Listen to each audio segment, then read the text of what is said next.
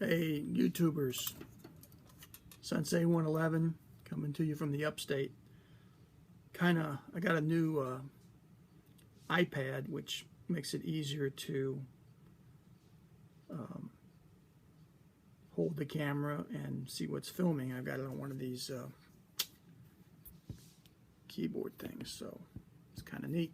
Anyway, I wanted to talk about competition shooting with my M&P 9L core. Got a few other videos about some trigger mods and so forth.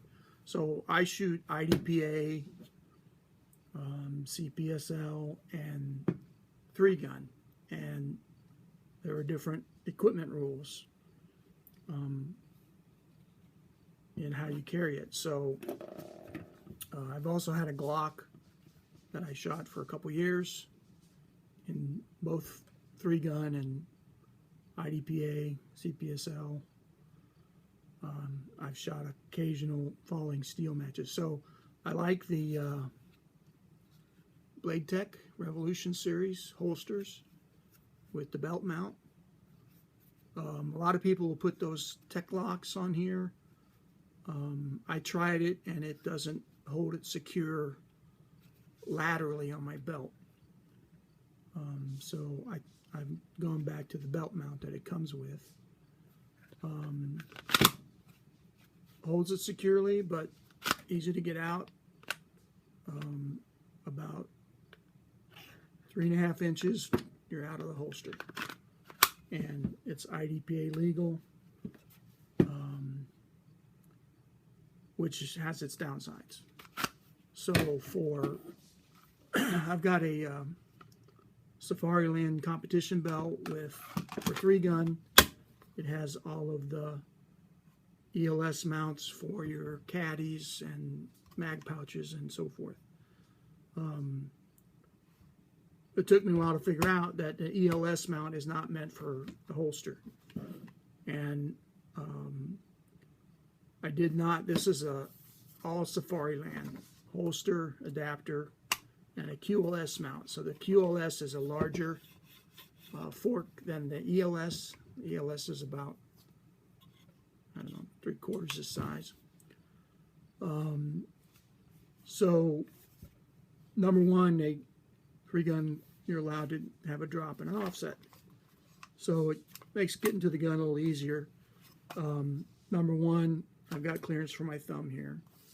And it's lower on my body, so I don't have to crank my arm up so high to get it out, particularly with this 5-inch barrel gun. Interesting thing is, this is the retention screw, and it's just barely snug just to keep it from falling out. You can actually turn this little washer, yet it's still very firm retention in the holster. This whole setup is about 70 bucks. You got your QLS, which this is the fork part. You can buy them separately or with the receiver that goes on the belt. This is the drop offset adapter that fits any Safariland holster and QLS. And this is the problem I had. This is the hole pattern for the holster, the adapter, and the QLS mounts. This is a Blade Tech, and you can see the screws are much closer together. So it's hard to adapt Blade Tech to a Safariland. I recommend, you can buy this offset plate just by itself. I recommend the kit because it comes with about a dozen screws of different lengths, these spacers, and also this, I don't know, T-bar spacer. It's a 1/4 inch thick. You actually get 2 of those. I didn't need it. And some different length, like I say, different length screws. I don't even have the longest in here. And then also some smaller spacers to get the QLS fork away. Otherwise, it makes it hard to slip into the receiver. So that's what I recommend. This is a 5197 holster, -8 19, it is made for the Smith & Wesson M&P 5-inch. And it even has a little extra room in there for what I don't know. Whereas the Blade Tech, actually, it sticks past a little bit. What I was happy in both cases is with these tall co-witness sights on the core model, I did not have to modify either holster. From that standpoint, there's plenty of room. I don't know if you can see for that tall sight in there.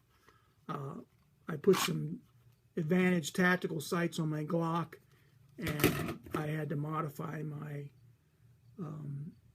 Blade Tech a little bit to fit it because they're pretty tall sights. So there's my spiel.